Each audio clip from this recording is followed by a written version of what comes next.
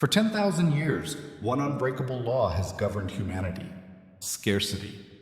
Everything we are, everything we have built, our cities, our economies, our conflicts, our very concept of work, is based on one simple, brutal fact: there isn't enough to go around.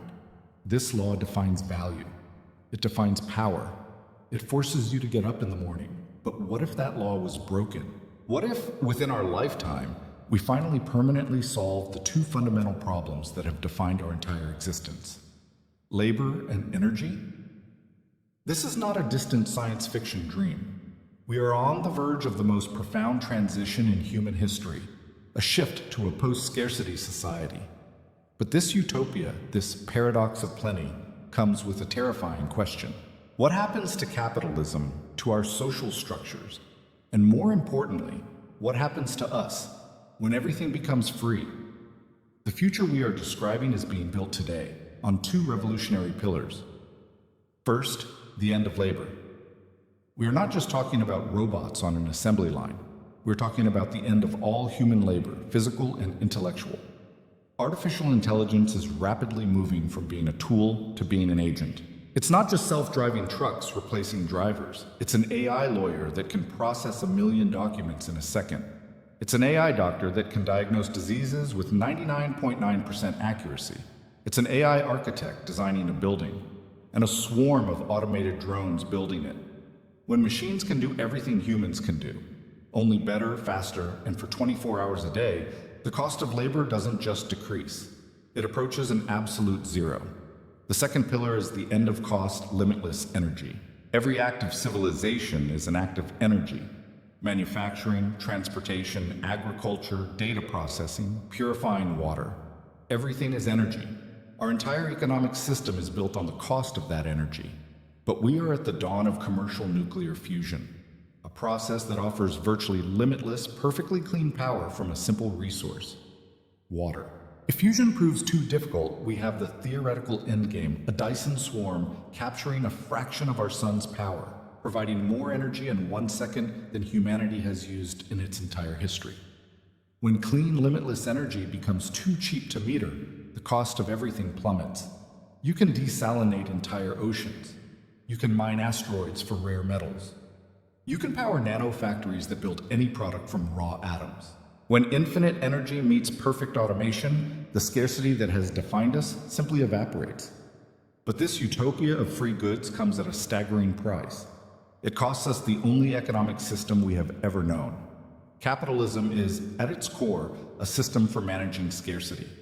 The entire concept of price is a conversation between supply and demand. But in a post-scarcity world, that conversation becomes a monologue. What happens to price when supply is infinite, thanks to limitless energy, and demand is met instantly, thanks to automated labor? The price of everything, food, housing, transport, goods, trends towards zero. What happens to jobs when machines are objectively better and cheaper than any human? The job market, the very concept of a wage, becomes meaningless.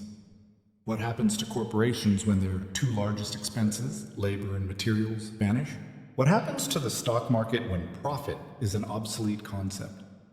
Let's talk about status. For centuries, we have used luxury to signal our position in the scarcity-based hierarchy.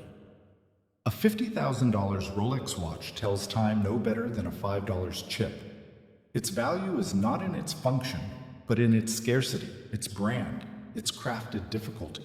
But what happens to Gucci or Rolex when a nanofactory in your home can download the design and replicate a handbag or a watch, atom for atom, perfectly, for zero cost? It's not just scarcity that dies, it's artificial scarcity.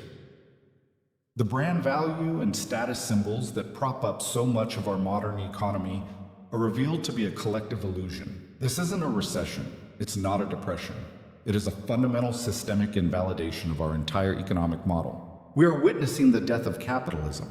So, the old system is dead. What rises from its ashes?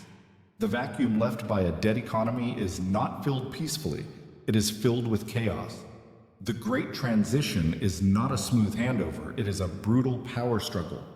The old world does not go quietly. Think of the power structures built on scarcity.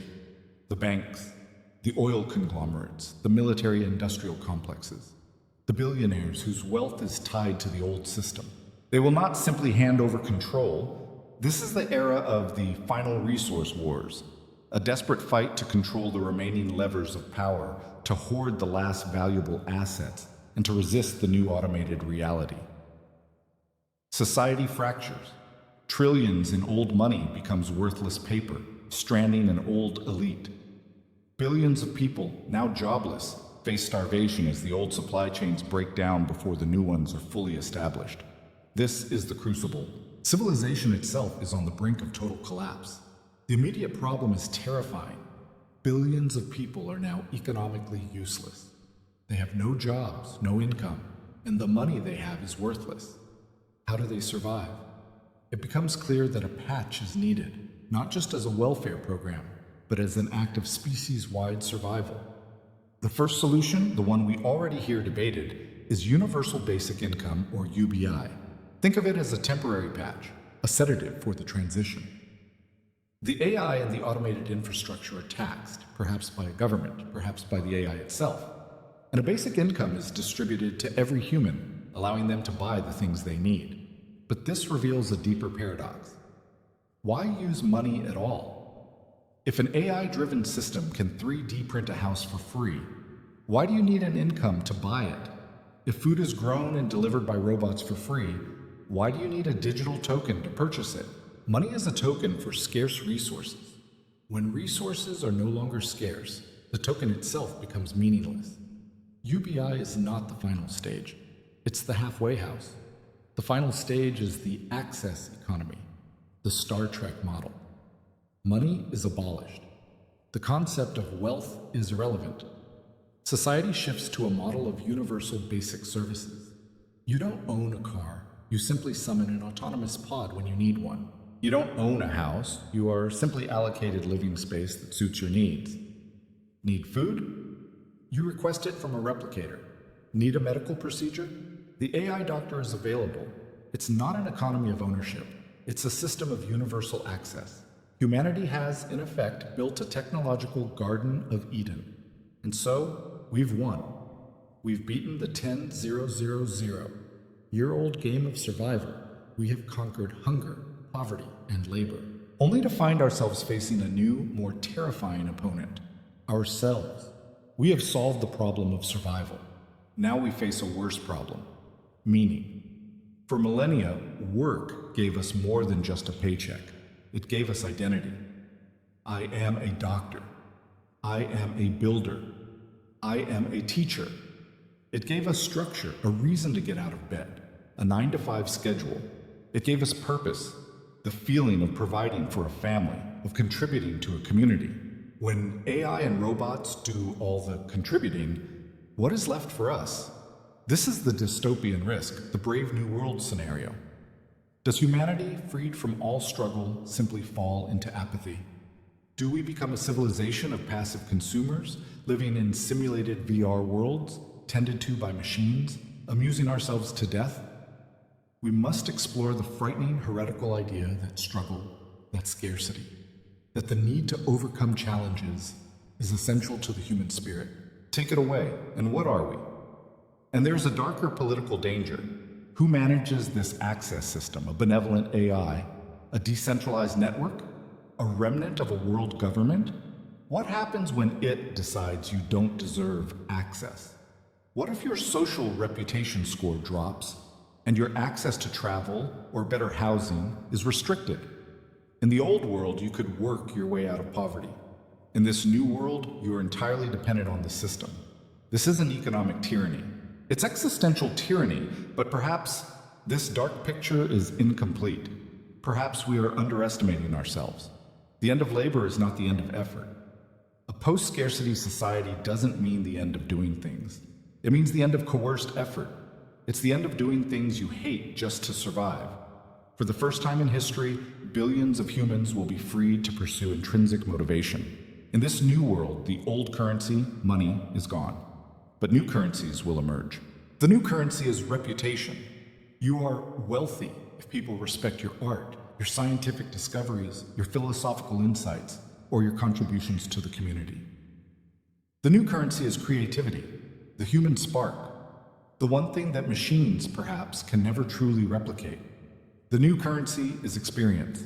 People will dedicate their lives to mastering a skill, like a martial art or a musical instrument, or to exploring the stars, not for profit, but for the act itself. In this utopian view, we don't descend into apathy. We trigger a new renaissance. Humanity finally stops being a civilization of laborers and becomes a civilization of thinkers, artists, and explorers.